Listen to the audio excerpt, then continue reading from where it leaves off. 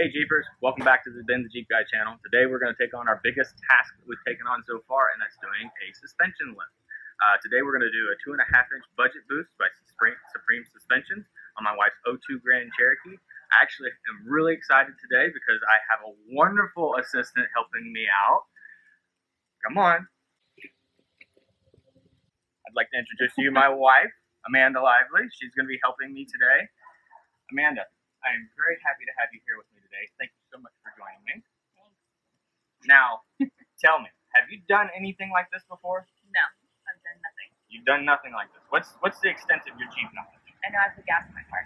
You know how to put gas in your car. So, I bet that there's a lot of you out there that probably know more than she does, and you haven't ever done any of this before. So, you're going to be learning a lot today, aren't you? Yes. Okay, so she's going to be helping me out. Like I told you, we got a great little lift kit today. It's very inexpensive. It's from Supreme Suspensions. It's a Delrin-based spacer kit, so this is a budget boost. This is not a full-on lift kit. This isn't for the hardcore wheeler. This is for somebody that's entering into the Jeep world. This is how most Jeepers get started. Some may jump to like a 3-inch full suspension kit. It's still a little bit more budget-minded, but a little bit more aggressive. Today we're just going to do something simple because my wife isn't exactly the biggest Jeeper in the whole wide world. I'm working on it though. We're just going to do a little street build, a little mall crawler if you will. So this is how we're going to get it done with this nice Supreme Suspension Delrin 2.5-inch budget boost suspension. In the kit they actually include a couple of little spacers. These spacers are for Monro shocks only because sometimes the Monro shocks can have a very narrow bushing, and then when it fits into the pocket of where the shock mounts, they say that there's a little extra space, so they include these spacers, which is going to work for us today. We'll see if we actually need them, but we are doing a set of Monro Reflex shocks. These are for an upcountry suspension Jeep. Upcountry is a factory off-road suspension package that Jeep put on the Jeeps.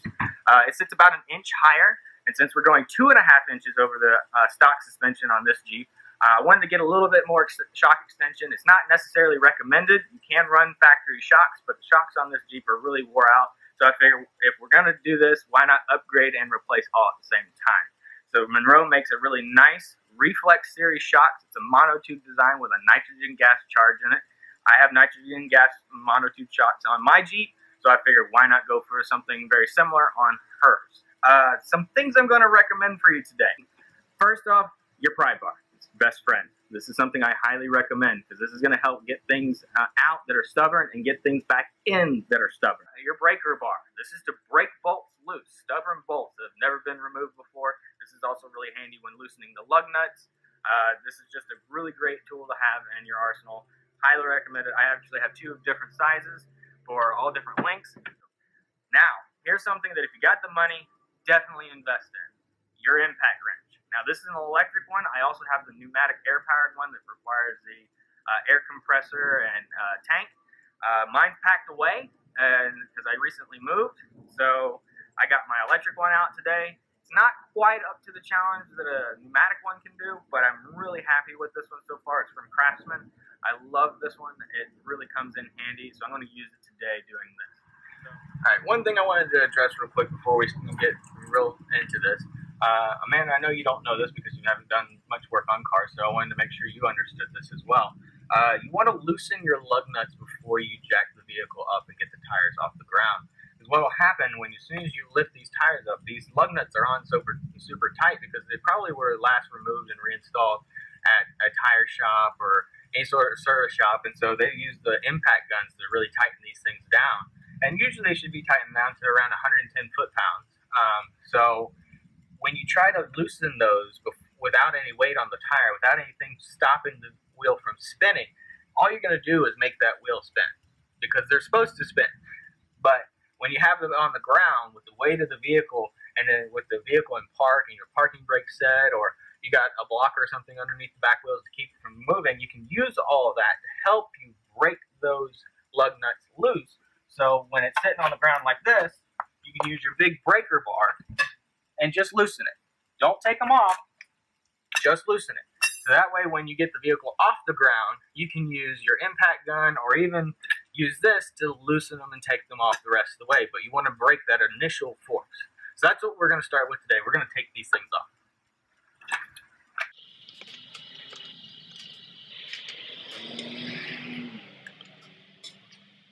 Just like that, they're all loose. So now we're going to jack the vehicle off the ground. As you can see here, I'm using my electric impact gun, but since you've already gotten the lug nuts loose, you can also use a tire iron, a breaker bar, or a ratchet since they're already loose. I just like to use the impact because it makes it a quicker process. I always like to start with the shocks. Shocks are simple to get out and one of the many parts that will limit the axle from dropping down low enough to get the coil spring out. Make sure to hang on to the hardware though. If your new shocks don't come with new hardware, you may need to reuse them. And just like that, the coil spring popped right out. But what you don't see me do is I also unbolt the axle end of the track bar and one end of each of the sway bar end links to allow the axle to drop down a little further to make getting that coil spring out nice and easy.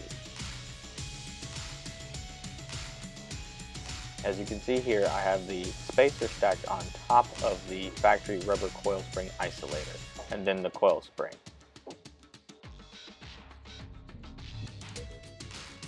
The coil spring can be a little tough getting back in place, but with the help of a pry bar and a little finesse, it can be done. When you get it back in place though, make sure to rotate the coil spring so it seats properly in the lower coil spring isolator. I used a little WD-40 as lubrication to help with this process. Alright, time for the new shocks. Our new shocks came with new hardware, so that's what we used. If yours didn't come with new hardware, we used the old hardware. Next comes the fun part. Our shocks have a nitrogen gas charge with a green strap keeping them collapsed during shipping. You'll have to cut that and place the lower bushing on real quick before it gets to the top. Next, place the upper half of the shock bushing over the shock stud and tighten. Don't over tighten, just expand the rubber to meet the edges of the shock washers.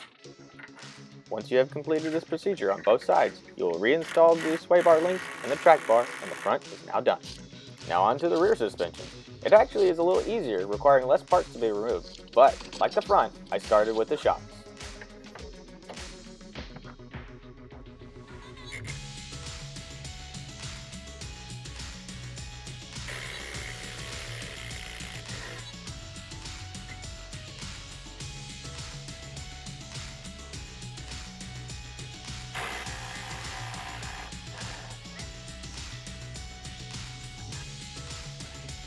Once the shock is removed, like on the front, we disconnected one end of each of the sway bar end links.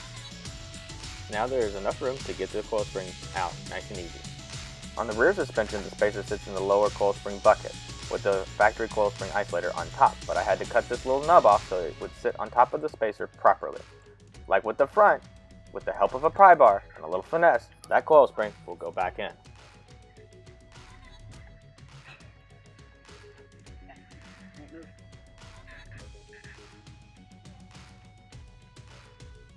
And just like that, it's back in. And like on the front, it's a reverse process of reattaching the sway bars and reinstalling the shocks, and then you're done.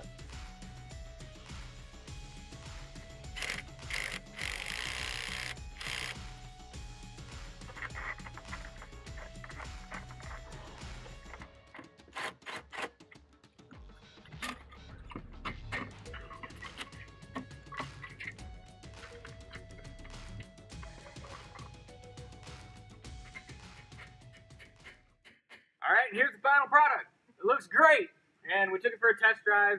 Everything worked out really well. It drove great with the new shocks. It's not nearly as floaty, right? Exactly. It doesn't feel like a boat. Yeah, it doesn't feel like a boat. Turned out wonderful. Couldn't be happier. Supreme Suspensions makes an amazing kit. It was really easy to put on. It only took me a few hours. The size tire is the same size tire that comes on a JK Wrangler Rubicon. That's the same tire size. I think it's a 265/70 R17. I had to do some trimming up on the front in order for it to be able to turn without rubbing. Still rubs a little bit, but at least it's drivable. But all in all, it's an amazing kit. I highly recommend it. I think most places sell the kit for about $100. I couldn't be happier. She couldn't be happier. I don't know what else to say. It's been a wonderful time doing this with you. I know you got caught up there for a little bit, but I love having you here working with me today. Thank you so much. Thank you so much. All right, guys. Well, that's it. Until next time, keep jeeping.